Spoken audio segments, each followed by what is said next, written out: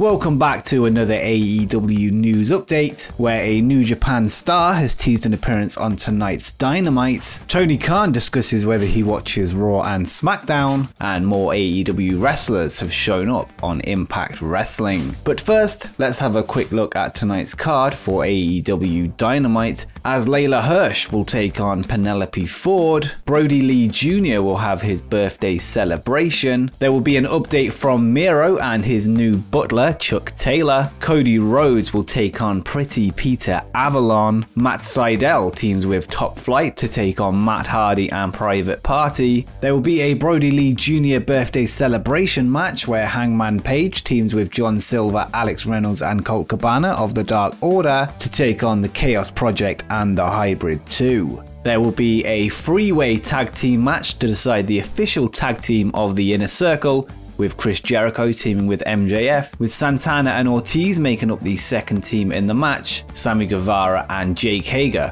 will also team together. Sting will be in the ring with Darby Allin as the Stinger congratulates the TNT champion.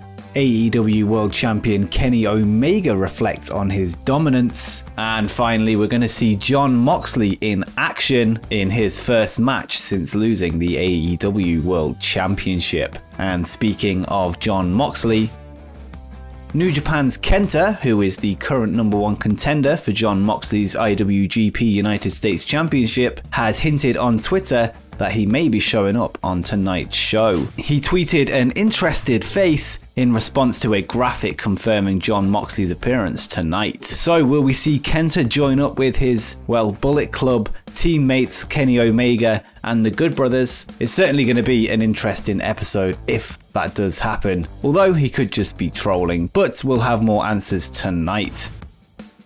And following Kenny Omega and the Good Brothers' recent appearance at Hard to Kill, the Impact pay-per-view this Saturday, there is said to be no link between AEW and New Japan following the trio's use of the Bullet Club logo. Dave Meltzer of the Wrestling Observer has said that there is no deal between the two companies, and this was simply an off-the-cuff idea. Whoa, stop. Subscribe, put the bell on. Continue. However, I'm a little bit skeptical about this report, and I think it might be Dave Meltzer in with AEW trying to play down this storyline, as he is known to have links within the promotion. I feel like he's either being fed misinformation or is in on the work, but we'll see where that goes in the future, and maybe even tonight with the appearance of KENTA. This past summer, WWE announcer Renee Young left the company to pursue outside ventures. Naturally, speculation was high as to whether she would end up in AEW, joining her husband Jon Moxley in the promotion. As of yet, she has not shown up on AEW television in any capacity. Recently, in an interview with Chris Van Vliet, Renee discussed the possibility of joining AEW sometime in the future, and this is what she had to say. You know, that's the thing too, is like you look at AEW and I think everything they're doing is fantastic. I'm not saying I wouldn't do something there. I for sure would if the right thing came up, but it's not the thing that I'm like chasing down. My time in WWE was so great and my time in wrestling has been so great, but I don't want to have that be the only thing that I do. I don't want to pigeonhole myself as like just being like the wrestling girl. I'll always have that in my wheelhouse and have that be a thing that I lean on, but I think there's so many other things that I want to do that I think just going right to working in another wrestling company would sort of take away from my whole purpose of wanting to walk away. And honestly, I think she could do well in any sphere of entertainment and is making the right call not to be limiting herself just to wrestling. And you can find the full interview over on Chris Van Vliet's YouTube channel, where she discusses her time in WWE, her first date with Jon Moxley, and much more. The link is in the description. Jazzware's Jeremy Padawa has announced the company's latest series of All Elite Wrestling action figures, with the line now entering its 4th edition. There are 2 wrestlers making a return to the series, with Cody Rhodes and Kenny Omega headlining the release, as well as 4 who will be making their debut as an AEW figure, with Santana, Ortiz, Sammy Guevara and Matt Hardy all being listed as being confirmed. This now means that there's only 2 members of the Inner Circle left to be made in figure form under the AEW brand, with Wardlow and Jake Hager being the only ones left. This marks Kenny Omega's third appearance in the line after appearing in Series 1, as well as an alternative version coming with the authentic scale ring. Cody Rhodes will now have 4 individual figures, appearing twice in Series 1 if you include his Chase version. He also comes with the standard toy ring and also alongside his brother Dustin in the Blood Brothers double pack. Britt Baker took to Twitter to chime in on the announcement saying, "Lol, thank God we got another Cody in the works. I was worried." The Doctor is yet to be created in figure form, but you can no doubt expect one in the next couple of releases. Former WWE and AEW star Matt Cardona made his Impact Wrestling debut last weekend at the Hard to Kill pay-per-view. He managed to score his first win via disqualification over Ace Austin, seemingly setting up a feud between the two. And we now have an update from Fightful Select on Cardona's contract status with the Knoxville promotion. They are reporting that he was present at this week's Impact TV tapings, which ran from January the 16th to January the 18th, and this was made clear last night on the show after he cut a short promo backstage. He is said to not have a full contract with Impact, but seems to be part of their plans at least for the next few shows.